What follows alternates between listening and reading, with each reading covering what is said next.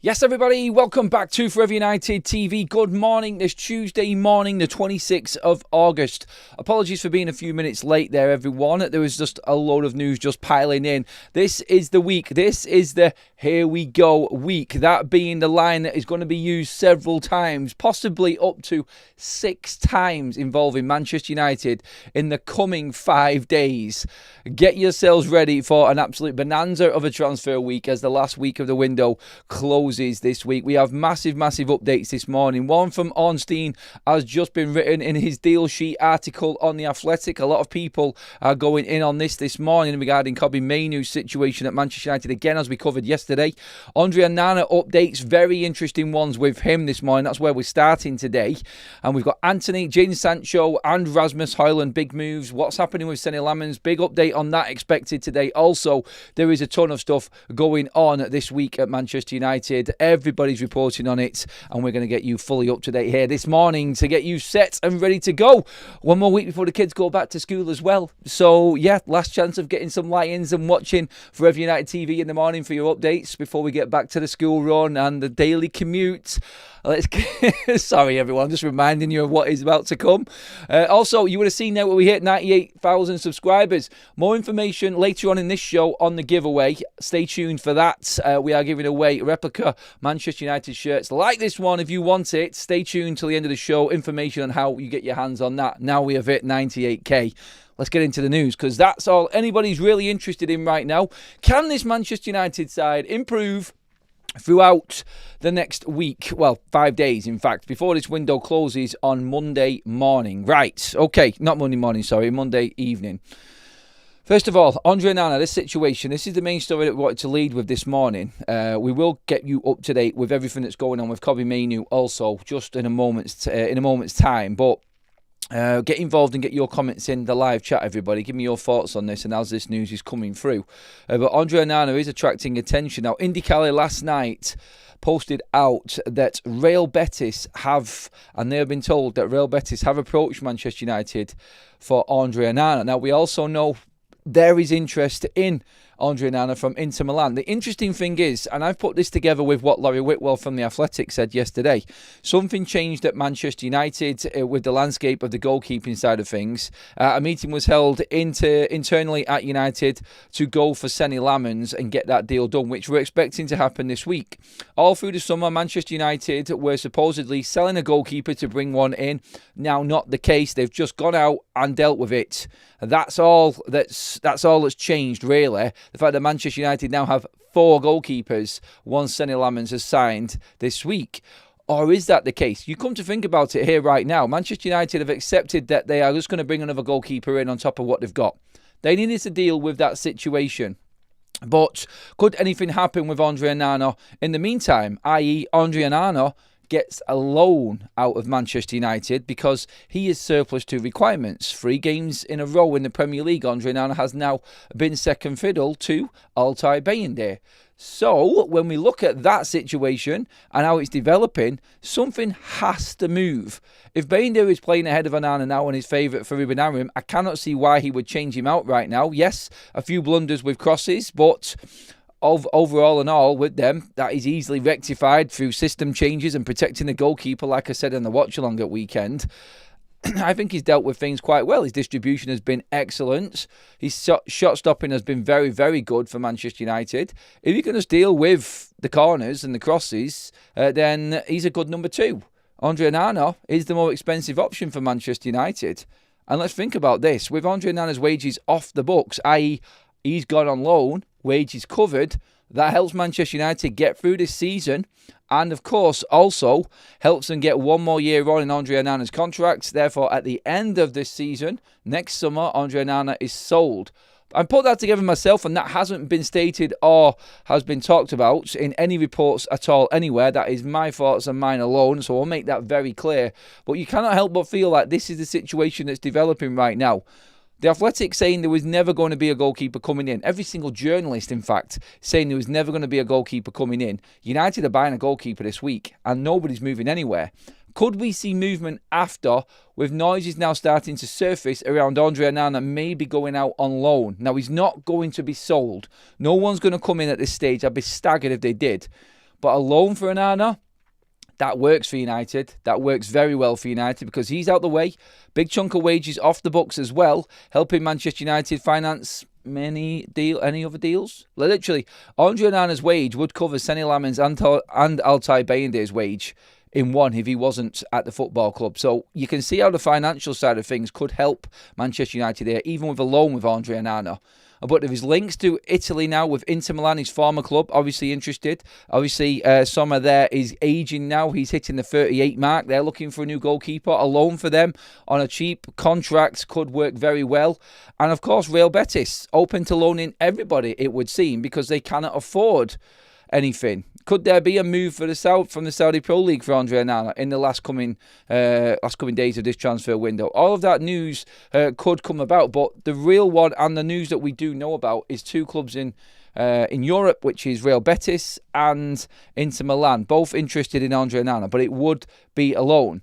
Are we bothered if it's a loan for Andre Onana? Honestly, I think that's good business for Manchester United.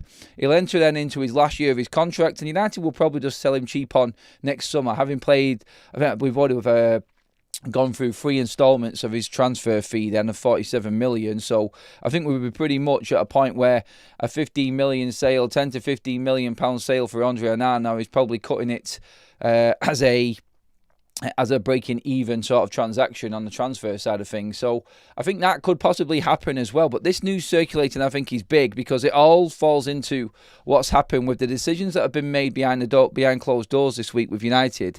And Whitwell saying from top to bottom of Manchester United, from Sir Jim Ratcliffe all the way down to the coaching side and Ruben Amorim, full agreement throughout the club that the goalkeeping situation needs to be sorted this summer transfer window, which is why they have gone in for Seny Lammens and is expected to be completed.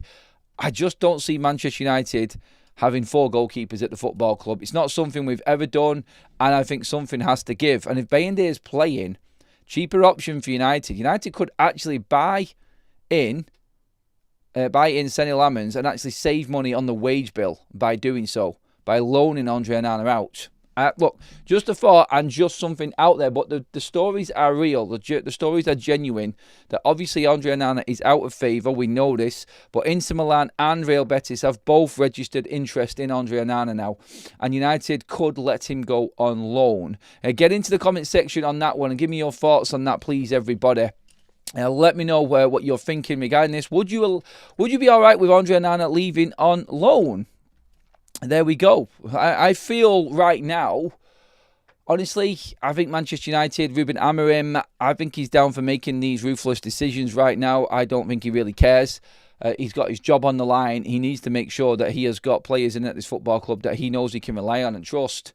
And I think also when you're looking at the hierarchy at United from the financial aspect of this, I think they would go along with that. So let's not forget, it's like Ruben didn't bring these goalkeepers in. Ineos did not bring any of the goalkeepers in that are at the club right now. They're making decisions off the back of what they think is right for United. The transfers that they have brought in are all working at the club right now. And that's something that you always need to remember, I feel, in this transfer window. Everyone we've brought in since Ineos came in is very useful and is really, I think, knocking on the door to start in the first 11. I don't think there's any Man United fan that's got any particular issue with any one of their players, barring Manuel Ugarte. That's about it. But then again, Ruben did not bring him in. And Dan Ashworth was around at this stage as well at that point, whether he had any impact on that signing at all. But look, Manuel Ugarte might actually still turn into a good player if Ruben tweaks things around in this system and makes some cutthroat decisions. He's made big decisions with every single Manchester United player, barring a couple that we've already spoke about a lot that have been at the club for a long time. And I think, well, everybody knows who them players are. Portuguese ones in Dalot and Bruno are 2 of them. Luke Shaw, obviously, as well. All 3 of them very poor at weekend for Manchester United. And fans will bring that up. So it's time to move forward, maybe. But I think on the Onana side of things, Ruben Amorim and where he's at, I don't think he's bothered. I don't think he cares about making these decisions. And I think this could be something that happens in the next few days. We'll keep our eye on it and we'll keep you updated on it. So I'm not saying it's a definite, but let's just look at it this way. Why Mainoo wants out? Are you pro Mainoo out? That's a question in from Mo there. Stu says, I want a Winton one, Adam. A Winton shirt? I'll see if I can work that out for you, Stu, there, mate, as well. Leave it with me, mate. I'll see if I can get one made up by OK Jerseys for you. In terms of the Mainoo news, I'll get into that. Get your comments in on Andre Onana, and then we'll do the Mainoo update now, and then we'll come as a collective in onto the comment section and go through all of your thoughts on this. Lots of people asking me questions, people sending me messages online, direct messages, responding to some tweets that I've put out as well regarding Kobbie Mainoo, regarding Bruno Fernandes. People telling me that Kobbie Mainoo has played in attacking midfielders in a 10 for about 17 games in his career. Look, you can look at them stats and where he's played and certain things like that. I made a point of saying that Kobbie Mainoo is a 10. He is a 10. He's an attacking midfielder. This is why Ruben Amorim has got him competing with Bruno Fernandes. Look, Bruno Fernandes is always going to be ahead of Kobbie Mainoo. We know this. The interesting thing is, in all of the reports that we were putting out there yesterday regarding Kobbie Mainoo, we're sort of half thinking, are they genuine? Are they real? And then as the day went on, more and more respectable journalists were coming in on Kobbie Mainoo. Like last night, it was Ben Jacobs saying the dynamic has changed at Manchester United. Look, there isn't one Manchester United fan, by the way, I don't think, wants to see Kobbie Mainoo leave. What we want to see is this Manchester United side work with the players that we've got, and Kobbie Mainoo be a part of it, because there is a place for Kobbie Mainoo at Manchester United, and all United fans know this, myself included. The lad's ceiling is high, and we want him to be at Manchester United. I don't want Kobbie Mainoo to leave. I always said, though, and I've always been real with my comments and honest, I worry for him, and you can go back as far as you want. I fear, going into the back of last season, I kept saying it, I fear for Kobbie Mainoo. I don't think Garnacho will survive either, and bang. Here we are. You can see what's happening. Ruben is very strict, and if you look at what Ruben does, then when he makes his mind up about something, it's very, very difficult to change him.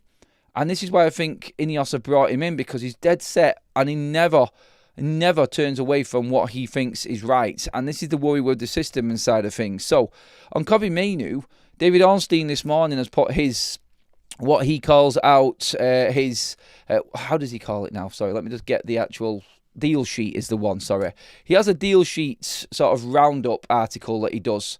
I think it's every single week, and he goes through all of the club's transfer news. Now, you'll see online this morning loads of aggregator accounts talking about David Ornstein says Kobbie Mainoo is open to leaving Manchester United. I'll read you the exact paragraph from the actual article. There's a small one paragraph of Ornstein saying exactly this. Kobbie Mainoo is open to leaving Manchester United. Head coach Ruben Amorim seems to prefer other midfielders, and the England international has entered the final 24 months of his contract at Old Trafford. The issue is where Mainoo goes, as there do not appear to be many options ahead of this market closing, as in deadline day on Monday. That's it. There's no tweet from Ornstein specifically saying that Kobbie Mainoo wants out. It is just a roundup of what his colleagues and what his other journalists working at The Athletic have been reporting on, like Mike Critchley, like Laurie Whitwell. He uses them and quotes them in a lot of Manchester United transfer news. So it's not like an exclusive from Ornstein. Kobbie Mainoo wants out of Manchester United. He is rounding things up that's going on in the news this morning and what's happened over weekend. Look, we covered everything on Kobbie Mainoo yesterday, and nothing has changed. Nothing has changed this morning. This is just a roundup, probably from what was written yesterday over the weekend. And has just been released on this Tuesday morning by Ornstein in The Athletic. And a lot of people have jumped onto it as this is it. Like, he wants out right now, something's going to happen. I don't necessarily think that that's the case with this. I think it is just him rounding up everything that's going on with every football club, and obviously knowing what his colleagues have sold him.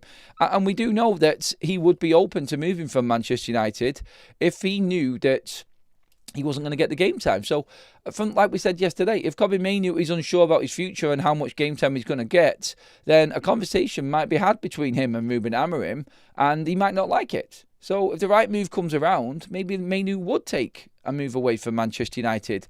And like we said yesterday, there's nothing out there at all at the moment. There are several clubs that would be interested, but only in a loan. I think Manchester United would only sell him Like what Andy Mitten of The Athletic said yesterday. And again, like I said, Ornstein going off the back of what his colleagues are telling him here. And Andy Mitten is very, very well respected, as I've reported many times. One of the best connected journalists around Manchester United. And every journalist out there will tell you exactly the same thing if you speak to them about him. And he said yesterday that from people at Manchester United and what they have told him, and the Kobbie Mainoo situation, it's unlikely that Kobbie leaves this transfer window. Would Manchester United accept a big offer if it came in at this stage? Yes. Those were his words yesterday. United would be interested. But like Ornstein also says, where would he go? With the window only having 5 days left, who is going to come in now with 70 million plus for Kobbie Mainoo? Because that's what Manchester United would accept for him. Spurs? Would he go Spurs? Can't see it. Spurs are looking for an attacking midfielder. They're looking for a 10. Maybe that's the perfect option for him there. And you would get that money from Spurs. They've already offered money down on the likes of Abirichi Eza, missed out on him. Gibbs White missed out on him. So the money is there. They're looking at, obviously, Savino at Manchester City, around 70 million euros at the moment. So, look, you could get a deal for Kobbie Mainoo. And we're not saying that this is off the table right now. I personally still do feel like there is a space at Manchester United for Kobbie Mainoo. I don't think he'll leave. I'll be surprised if he does. And we're only reporting what's been said. And everybody will jump onto Manchester United news. In fact, I can guarantee you every single journalist out there in the sports media world, football, or anyone who covers the Premier League would have been absolutely buzzing with Manchester United failing in the second half against Fulham on Sunday. Because it just adds to the speculation for them. And what's happening now in this last week of the transfer window. Kobbie Mainoo on the bench. Picture. What's happening with Kobbie? Manchester United's midfield gets overrun again. Smith Rowe and Iwobi slagging off Manchester United's midfields pretty much and saying how easy it is. Kobbie sat on the bench. England International. The World Cup's coming. Bang, bang, bang. Last week of the window. Yes! There goes our clicks. There's our column pages filled. Easy work because it's Manchester United. So don't forget that, and that is always going to be there, and that is a big part of what happens in the media world around United. Any tiny little story or snippet of news, they will jump all over, and like we said there, everybody has scoured through this massive article of every single club in the Premier League from David Ornstein and picked out one paragraph, 5 lines of Kobbie Mainoo would be open to moving from Manchester United. There is so much more behind that needs to happen, though, for Kobbie to leave Manchester United. So I wouldn't be jumping all over that as a definite Kobbie's gone. Not at all. I think Kobbie stays. Honestly, right now, when I'm thinking about Kobbie, and I'm sat there last night, and I'm thinking about what I said yesterday, I've watched all of the shows back from what we did yesterday. I've listened to comments and looked at people's reactions to it. And I look at Kobbie there and I'm thinking, and someone even put out on Twitter yesterday a video of Kobbie Mainoo when he made his debut against Everton at Goodison Park. I remember covering the game. In fact, me and Craig from Anfield Agenda both did the game. And we were talking about Kobbie and his debut. It was the same game which Alejandro Garnacho obviously had his overhead kick. But Kobbie was excellent in that game. And he did play a defensive role in that game. And that's where Southgate played him as a number 6. I don't like it, and you know my opinions on putting round pegs in square holes.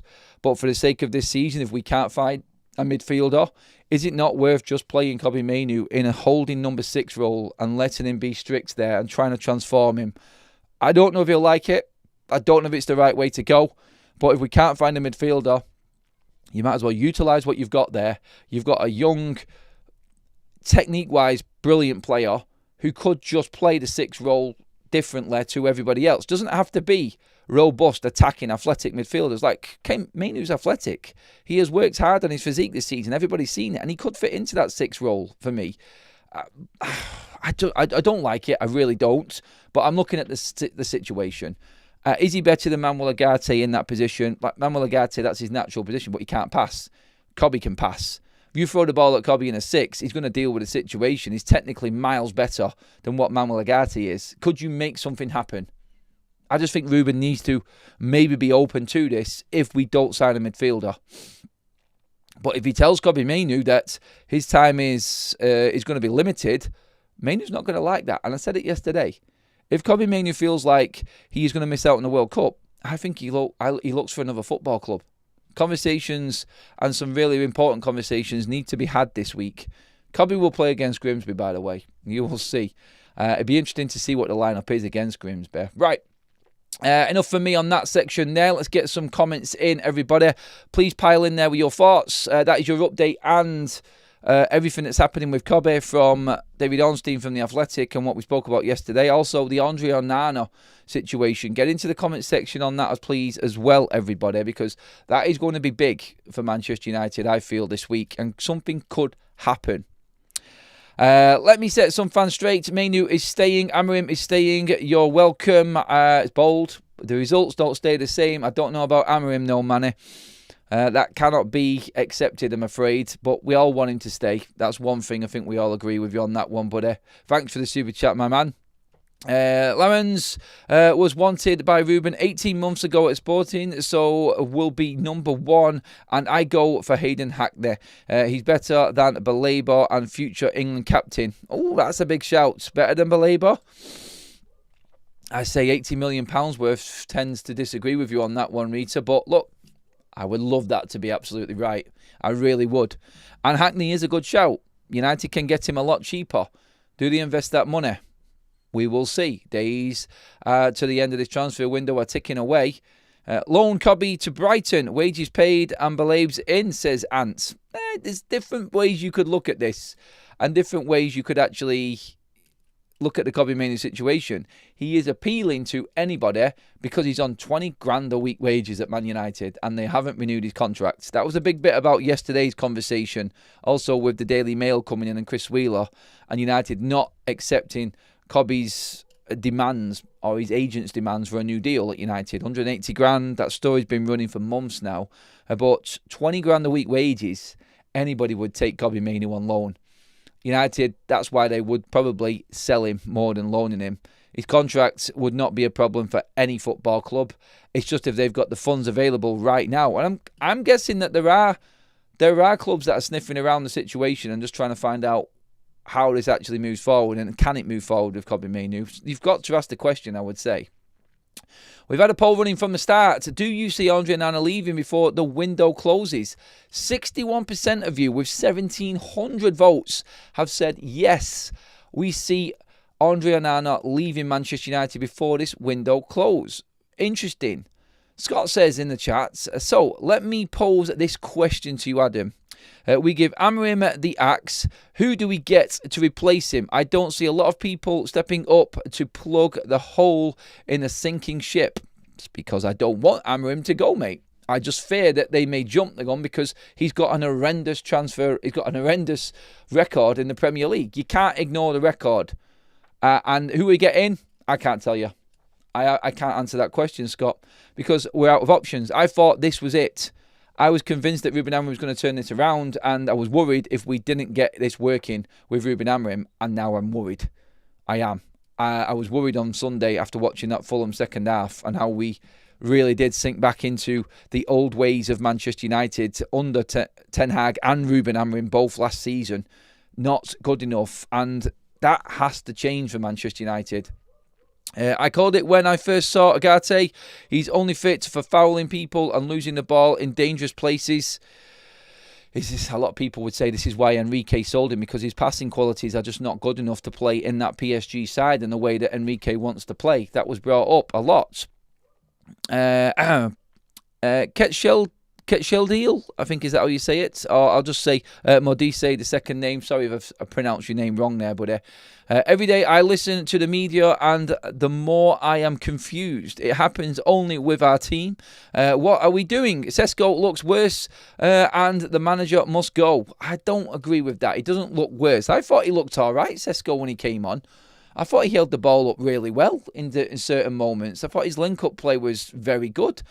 Cameo-wise, not bad at all, I would say, from Benjamin Sesko. Ross with a super chat. Thank you very much, mate. Says, if bringing in one up and coming goalie was enough to make Andre Onana spit his dummy, Sorry, how does he say that? Spit his dummy. This is badly why, I think we're supposed to say there. We should have done it weeks ago.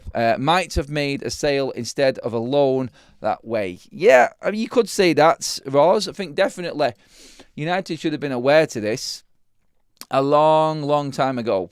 long time ago. And it is kind of worrying how we're dealing with this now because the season started. You knew the frailties of both of these goalkeepers. I said it all along. They're not going to change through a pre-season. You're not going to make Bayendare or Andre Onana any better. A player can definitely get fitter out on the outfield. A player can definitely work on his passing. But you are not going to be able to take that weak mentality away from Onana and Bayendare on crosses and how easy they are to manipulate and get around. That's not going to change. And quite clearly in the tactics, Ruben Amorim is not protecting Bayendare. He's zonal marking from set pieces, and Bayendare's on his own. On 3 or 4 occasions in that Fulham game, I'm not kidding here, you all seen it, Bayendare was flapping and being put under pressure with no protection from any of his teammates at all. He's left to do his own thing. That's Ruben. He has instructed that to happen. So unless he feels fully confident in that goalkeeper to deal with it, then you need to buy a new goalkeeper. In comes Sene Lammens. And I think this is why we've now moved, because we've seen what's happened in the first 2 games and we look weak from set pieces. United signing a midfielder is not guaranteed. Adam Wharton and Morten Hojlund are admired, but no interest is advanced. That's come from The Athletic as well. Worrying sign there regarding not bringing in a goalkeeper. Ornstein has also said regarding Garnacho, Alejandro Garnacho is expected to end up at Chelsea. A couple of bids have been rejected so far, but talks continue with an anticipation that this will materialise even on deadline day. Again, it was always going to go to the wire with Garnacho. That's just a little update there as well from The Athletic this morning. And what's been talked about. Lots of stuff coming from The Athletic today, and lots of articles coming out that people are taking bits from. So I will keep you updated with that. Just expect this to be a daily thing now, all the way through this week, up to weekend. Manchester United will be in the headlines for a lot of the week with everything that's going on. Obviously, we're talking there about Mainoo, we're talking there about Onana at the top of the show. They're the main stories. We obviously know that Sene Lammens is going to be coming in to Manchester United this week as well, and that's expected to be finalised. We will bring you that as it happens. Moving on to some other stories as well regarding the bomb squad, as you could say. Jadon Sancho.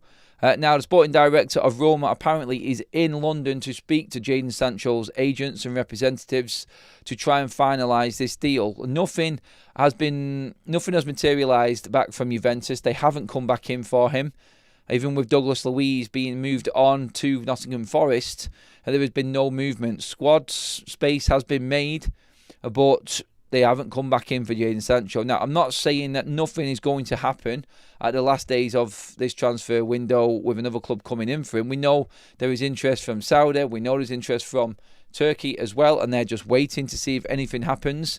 But Roma, again, more stories coming out. Damasio reporting that Roma representatives, sporting director, is in London talking to Jadon Sancho's agents, and they are making a definite effort to try and get Jadon Sancho finalised and done.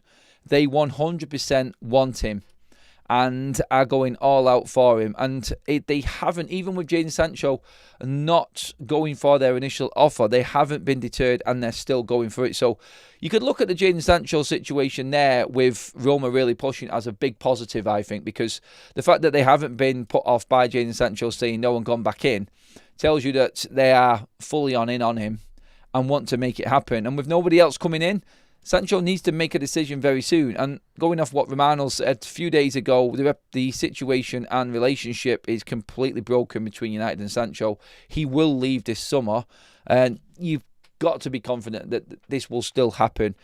Again, could be on Monday. It could be deadline day. Everything gets finalised. I think he's just waiting it out until the last days.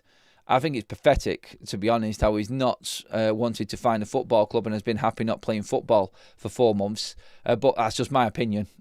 Some people may differ and just think, well, he's just looking after his future and his career, and he wants the best deal, and he's going to wait it out till he gets that.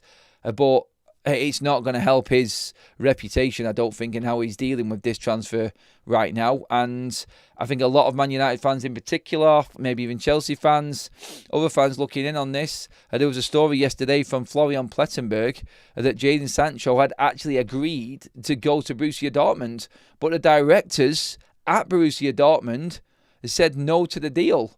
They said they blocked the deal of Sancho going to Borussia Dortmund. Now, if that story is true, like Plettenberg reported that yesterday, I've seen some people talking about that.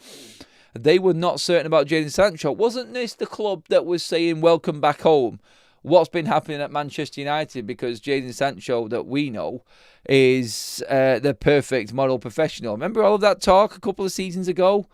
Well, now there's needing to be money put on the table. Borussia Dortmund have backdoored it. Yeah. I think we'll all remember what you said back a couple of years ago when he first turned up. He's back home. Yeah. Put your money where your mouth is. No, sorry. They're not going to do it. It's easy to loan a player and run your mouth, isn't it? But when it comes down to actually committing, like Antony, for instance, with Real Betis, they're not quite there, are they? Interesting. Very interesting. But yeah, I look at it. It does look favourite for Jadon Sancho to go to Italy. Roma really doubling down on this deal tells us that they are the most likely destination now for Jadon Sancho. But things could obviously change with Jadon Sancho. The finances were getting close. We know this anyway. So Roma were getting close to what Jadon Sancho's representatives were asking.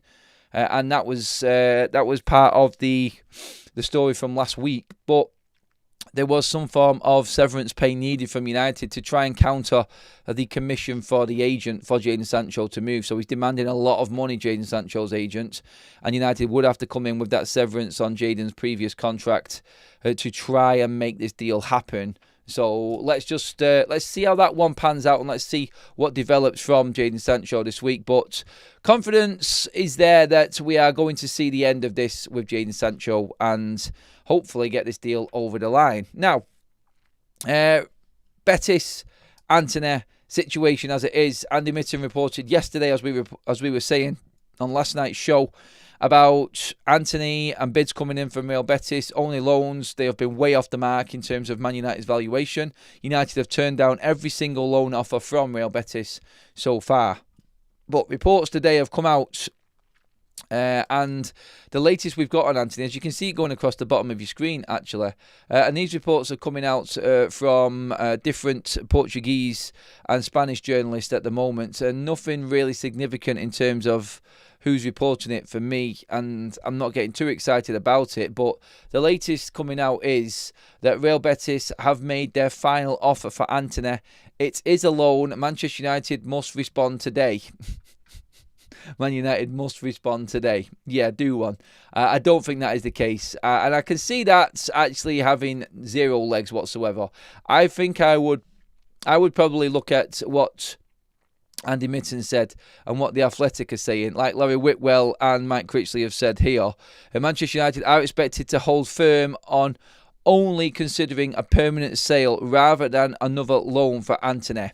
So yeah, the Spanish reports and all of that garbage, brush that aside. United don't have to respond today to Antony. That is a load of crap. And look at what the Athletic are saying. United have always been very firm.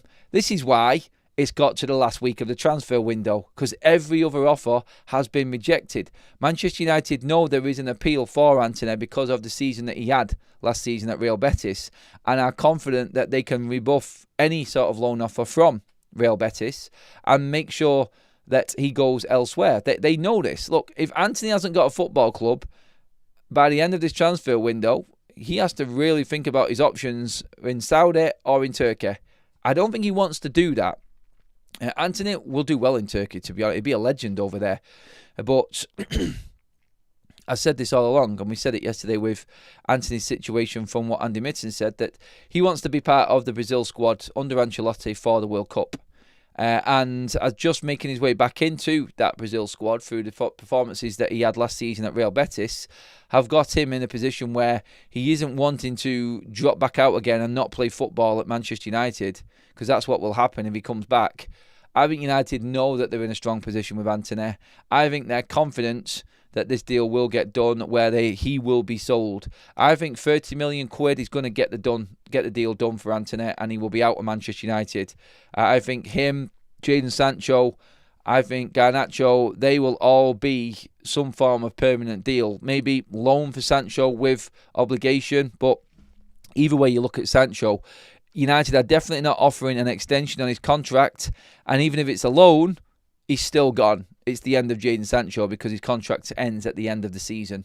So with that rule changing and players being able to be loaned out even in the last year of their contract, which wasn't there before, that I feel right now is still guarantees, and it is a guarantee because there's no more contract left for Jadon Sancho. So Antony, Sancho, Garnacho, 100%, I feel, gone. Out of the door, permanent deals. United will stand firm. They know where they are with Antony. They know he wants to be part of that World Cup squad. And I think are confident with the other teams floating around that are interested in Antony, they will get what they want. And I think United will get round about the 30 million mark. 30 to 40 million, I think this will happen. I think there is a good chance. And don't count out Antony moving to Turkey. I think United know that there is an offer there, and they'll have more time to deal with that as well. Right, into the comments we go again. Let's see what we've got in here. And first of all, the super chat. Let's talk towards Xmas re Amorim. Patience for F's sake, he says, for everybody. We'll see. Like, Christmas time will be a big tell for Ruben Amorim and where Manchester United are at. If we're languishing in the bottom half of the table, still not managing to put back-to-back wins together in the Premier League, we're in trouble. And Ruben's in trouble. So, yeah, I think he will get the majority of the season. We'll be a year in November, obviously, and let's see where we're at with him then. The pressure has to be relinquished though very soon, otherwise it's going to get a lot and it's going to get unbearable. The pressure is going to be absolutely immense on Ruben Amorim if he can't get wins, and that will tell eventually. Andreas with a super chat. Thank you, matey, again. Sancho won't leave one more year and he's a free agent. That means a big sign-on bonus. He is a money wolf. Garnacho is taking the piss as well out of Oz. Disrespect. Yep. I think Sancho will go though, mate. Betis already tested. Antony, now buy or leave. It's ridiculous. Yep, I agree with both of them. I think Antony... Under Betis, you all know my stance with Real Betis. I think they've been taking the mick from the get-go. I think they're embarrassing, to be honest. New poll that is up in the chat, everybody. Will United cave in? Will United cave in and loan Antony? 57% of you think we will actually cave and loan Antony out. Just checking through that there. Adrian says, why we compensating for Amorim one dead formation? Let's see what we've got here. Please, yeah, by the way, Raw's just shouting out there. Give the video a like, everybody. We're already well over 500 live likes, which is epic. Thank you, everyone. Hit that subscribe button as well if you haven't already. Information coming on the replica shirt giveaway. Also, you can click on the link in the description as well and get your shirt straight away. Just about 15 quid for a mint replica shirt. Any team in Europe, as far out as the MLS and the Saudi Pro League, you can get anything that you want, and the retros are awesome.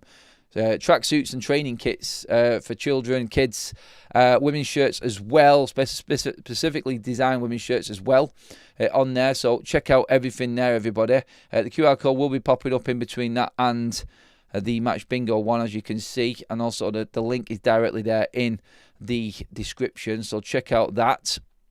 Erik ten Hag had language difficulties, misquoted daily and ripped apart by media. Amorim is strong. The media make money stirring up the fans, and now they're trying their hardest peddling BS. Look, I don't think what the Athletic are saying is BS, to be honest. I think we're pretty much bang on the money here with everything that's happening. Like I said, I'll take each article and every single story for what it is. The Ornstein one about Mainoo this morning is him just saying what everyone else has been saying over the weekend. He is open to a move, but a move is very, very difficult. And something could change instantly. When the transfer window shuts, everything might change. Everything is up in the air at the moment. Conversations are going on everywhere. You will see the dynamic and the environment completely change once that window closes. You might find players settling down. You might find players finding new positions, a new look ahead. There is a lot to happen this week, obviously. And then we might see some clarity once that window shuts as to what's going on. Season in full swing. And then it's all down to the coaching of Ruben Amorim. And let's see what he can do with the squad that we've got. I hope we do see Benjamin Sesko soon, though. We do need to start seeing a striker up front for United. Not playing a number 9 now for 2 games in, and we've not scored a goal yet. Yeah, own goal against Fulham, that's what I mean. A goal scored by one of our players. It is starting to, I think, just about grind on a few fans. They want to see goals. We have been deprived of them, and goals get you wins, and we haven't had many wins either. So, yeah. In terms of the obvious one, which we know is definitely happening now, we reported it last night, Rasmus Hojlund is about to leave Manchester United. This is getting to a point where the deal could be done today now. I think that is where we're at with Rasmus Hojlund. And Fabrizio Romano's latest tweet from this morning, in the last hour in fact, pretty much confirms that. And Napoli are confident to get Rasmus Hojlund deal done very soon, as talks are at the final stages. Loan with option to buy clause to become a mandatory for a fee close to €45 million package. Contract until 2030 for Rasmus, waiting on exit terms agreement with Manchester United. Done, pretty much. No way that this doesn't happen now from what's been said. And Romano's not the only one. The personal terms have now been agreed. Everyone is reporting this with Rasmus Hojlund. He is out of the door. If Manchester United managed to bring in 40 million quid overall for this deal for Rasmus Hojlund, well done, Manchester United. Well done. We paid 64 million for Rasmus Hojlund 2 years ago. And for us to bring out around about 40 million and actually make a small profit on Rasmus Hojlund, if this all goes through, that is good business from United for a player that was bought at the wrong time, the right reasons, but a player brought at the wrong time, poorly recruited, not what United needed, and paid way too much for him. I think to get this deal out of him, he has got bags of potential, and 40 million quid tells you that for the Scudetto winners in Napoli. That's a big move. It's a massive move. Rasmus Hojlund will be playing Champions League football this season, and he will be challenging for trophies. He won't be at Manchester United. So, in a way, it looks like Rasmus Hojlund is the winner in this. And he's going to come away from this with probably a brighter future at Napoli than he would have had at his boyhood club, Manchester United, and the one that he supported as a kid. Shows you how football can change in an instant, doesn't it? And how everything can change for a player. Rasmus Hojlund, I think, will be a success at Napoli. I really do. I think it suits him better. The game is better. It's slower. I think he'll get more opportunities. I don't think the pressure will be as high at Napoli on him. And obviously, he's got people like Scott McTominay there, Kevin De Bruyne, Premier League players, quality around him that I think will only help his game move forward. United in this transition period and what's happening is definitely not the right place for Rasmus Hojlund right now. And I think he is, and I said this before, credit to him, I think he's making the right move for him. And United might come away with this with a bit of, I think, credit as well in getting this deal done and moving him on to make room. I think has been a big plus from United in this transfer window. Let's get some more comments in, everybody. Please pile into the comment section. Let me know what you're thinking right now. To talk about a Garnacho downfall, but forgets Mainoo from England starts can't make decent passes at United. Ahmad after the hat-trick, ? Now, how Bruno has the same control as diarrhea. That's poor. Journalism, folks. And quite a lot in that comment there, mate. Cal says that there is no way we lose to Grimsby, but also I don't want to see the fan base hype for beating what's basically a Sunday League team. The Burnley game is the one that matters. That's now a must win for Amorim. No, 100%. Amorim has to beat Burnley at weekend.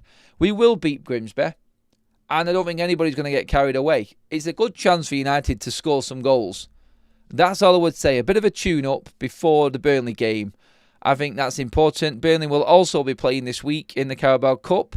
So it's not like Manchester United are at a disadvantage. Both teams playing 2 games this week. I think this is the ideal opportunity to put Benjamin Sesko in and just tell him, go out there and score goals. Get his tally up, get his confidence up going into that Burnley game, and then I think we start Sesko against Burnley. I think that's what needs to happen right now. I think he is chomping at the bit. 2 sub appearances. I think it's about time, about 3 or 4 weeks into training now, that we got Benjamin Sesko out on the pitch. And we got him working alongside them number 10s. Be interesting to see where Mainoo plays on Wednesday night. Tomorrow night, actually. Tomorrow night, what the hell? Yeah, we have got that game covered here. Watch along here on FUTV, everyone. So make sure that you're tuned in for that as well. In fact, I'm going to quickly go into the giveaway information right now. Of course, we have said, if you are not been up to date with this, every 1,000 that we make going up to 100,000 in the subscriber count now, we are going to do a giveaway. So we're going to give away 3 replica Manchester United shirts or any shirt of your choice from OK Jerseys. And that is because we've just hit 98,000 subscribers. So thank you, first of all, for all of your support on the channel. Amazing.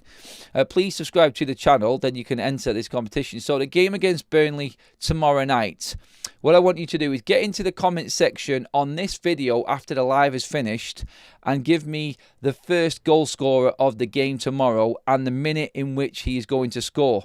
The closest 3 answers to that will be getting a replica shirt courtesy of OK Jerseys of your choice. The company will contact you directly and ask you what shirt you want, and it will be sent to you.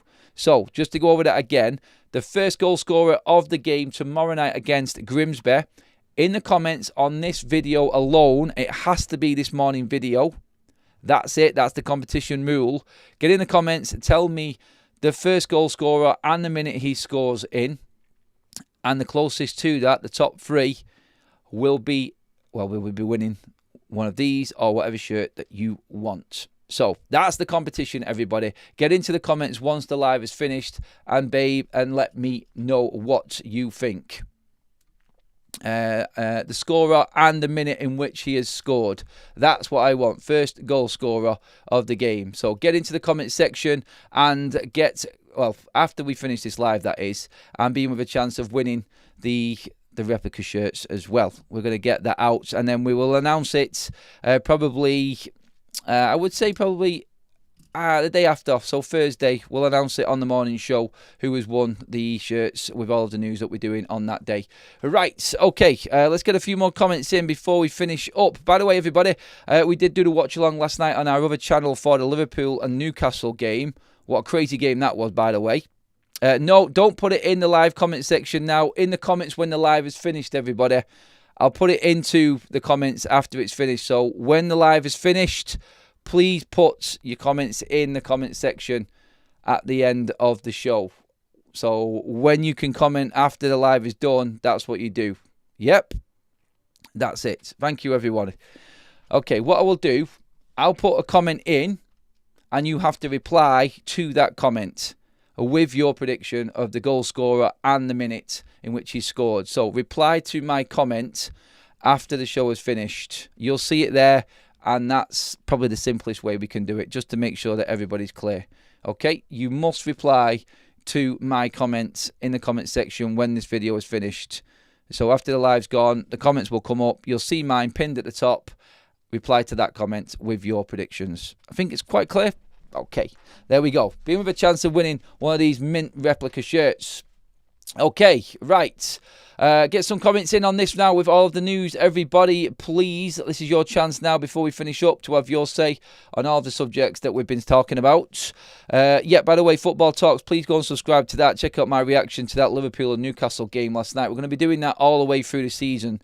Watch-alongs here on FUTV and Football Talks. So get behind the other channel as well, please, if you can, everybody. The reaction there is up in the live chat right now. Get over there, check out that and my thoughts. We're going to be doing a lot more on the other channel as well, Football Talks, this season. It's going to be a busy old season. By the way, over 700 live likes. That's mint. Thank you, everybody. Let's get some more comments in quickly. 5 minutes. The disrespect on Mainoo is shockingly clueless. He's not become a bad player overnight. It's the crap system. I don't think everybody's having a go at Mainoo, mate. I don't. Some people just don't rate him in this system. Look, you either back the manager or you back the player. It's up to you. And everyone's got an opinion on each one. I think the realistic look on this is that Manchester United, with Ruben Amorim, Kobbie Mainoo isn't fitting in well. Whether that changes, we will have to see, won't we? I think that's that's the way you have to look at it anyway. Come on, people, it's not rocket science. Reply to the pinned comments at the top. That is after the show is finished. You will see it. The video finishes here live, and then it goes up on YouTube. There'll be a pinned comment in there. Just reply to that with your goal scorer and the minute. We'll explain everything in that comment as well for you to read through and do it. So quite simple. So please do check out the other channel as well, everybody. Please don't put your guesses in the live chat right now. I didn't say that. Adam, just a shout on how we pick the winner. I will note on I will note of everybody entered and then spin a random wheel. The closest, I guess, is right. Okay, we will deal with that tomorrow. So all you have to do, everybody, to enter again is reply to the pinned comments on this video after the live is finished with your goal scorer and the minute. That is it. Thank you, everybody, on that one. I will wrap things up there so we can get on with that now. Thank you, everyone, for all of your participation in the show today even. Thank you for all of the likes. Pop another one on it before we finish up. Make sure you hit that subscribe button as well and be with a chance by commenting and replying to my pinned comments for the shirts. All super chats, mods, great job again, everyone. Thank you so much. I will be back later on with all the updates. I've got a feeling it's going to be very, very busy. So make sure you also hit that bell notification button as well, everybody, because that is going to be important. When a notification comes up, it means that something's happening and you will want to know about it.